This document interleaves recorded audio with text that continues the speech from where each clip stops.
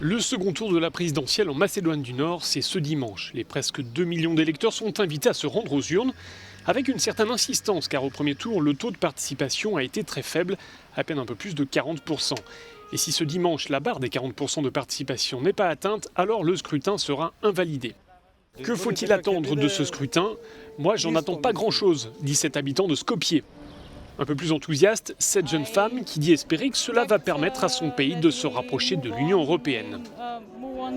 Towards our EU future, and I expect that things will change. Le candidat pro-européen Stevo Pondarovski est arrivé très légèrement en tête du premier tour. Soutenu par le Parti social-démocrate au pouvoir, il affronte ce dimanche Gordana Sijanovska-Davkova, professeure d'université soutenue par l'opposition conservatrice.